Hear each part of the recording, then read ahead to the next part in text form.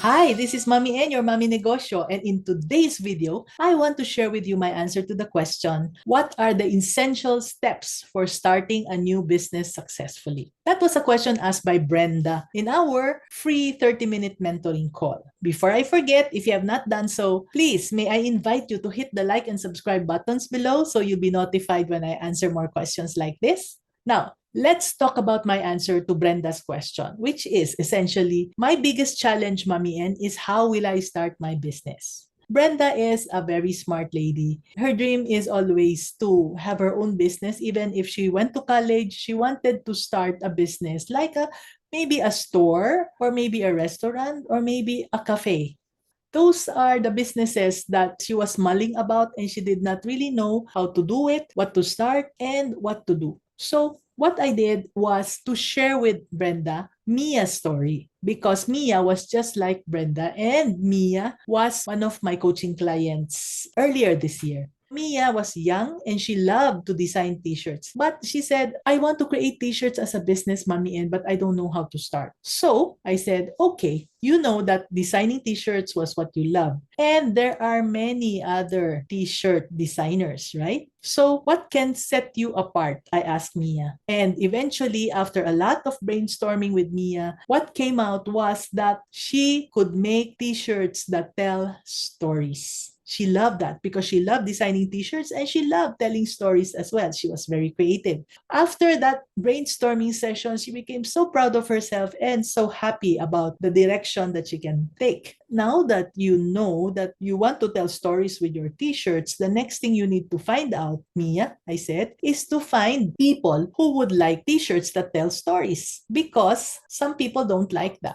That was the thing that puzzled her. Huh? I thought I just need the product and then I can sell them. I said, no, in fact, what you should have done was, okay, knowing that you like to design, you like to tell stories, you like to create t-shirts, then the next thing you need to do is not to create the t-shirt, but to go out and ask and find out who are the people who can buy from you. So what she did was, okay, so she started to create blueprints of designs and showed it to people to find out who are the type of people who would be interested in t-shirts with designs of stories. And when she found a particular niche, I will not tell you about the niche, of course, because that is her trade secret. But when she found a particular group of people who loved her designs, after she showed them the different designs and who chose those designs that are fitted for their taste, she became very, very excited again. So the first step really is to find an alignment between your customers and what you'd love to do. So after she found that, she looked around again and found out that there were not many people doing her type of t-shirt design. So that was the first step.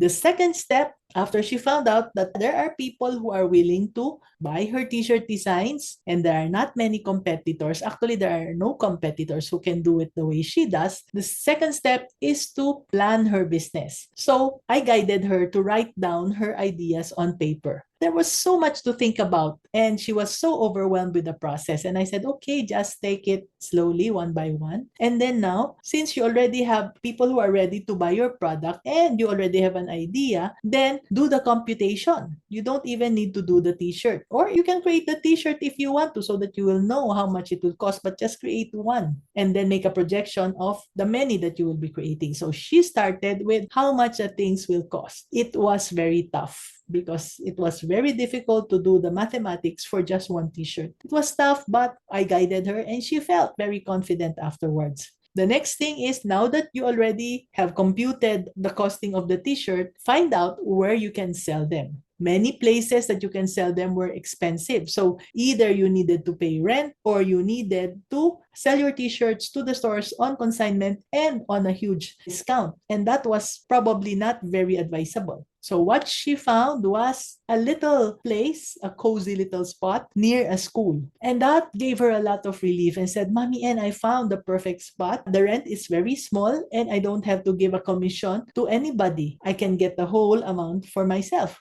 So, okay, so after she has done all the computations and she has even tried to produce a few t-shirts and tried to sell them, it was time to get the money ready. So that was the third step. So she saw that, okay, I just needed this amount. She could either talk to her mom and borrow some money, or she could either get the savings that she has already accumulated since she was a kid. So if she does not have enough money, one of the sources would be, of course, her family or maybe the bank. But for a small business, banks are not that open to support small businesses. And therefore, the best thing really is to get investors, to get people who would lend you money. And these people are the people who trust you and who love you and hopefully will not charge you interest. But as early as now, if you have plans of going into business, the best thing to do is really to set money aside so that you don't have to borrow later on. Okay, so that was step 3. Step 3 was to prepare the money. And step 4 is to really start.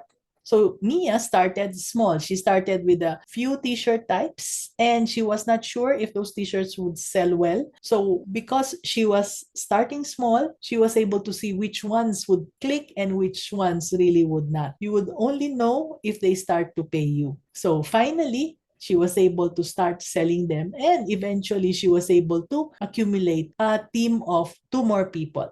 She was very happy to identify and to get a feel of t-shirts that would sell most. She also gave out some free samples for some organizations because she needed some customers to be added to her group of customers. And with those free samples, people tried them on. They felt beautiful. They felt that they liked the t-shirts and they bought some more. And as people bought some more, Mia felt more and more confident. So what is step 5? So step 5, of course, is to keep on continuing. Step 5 will never end. Even if your business is 20 years old, 30 years old, 40 years old, you need to continuously listen and to grow. That's step 5. Listen and grow. Always ask your customers what they think about what you are selling. And do not get hurt if people give you bad feedback. At least they gave you feedback, right? Instead of just walking away. Always improve on your product or your services after getting the feedback. And be grateful to those people who give you the honest words.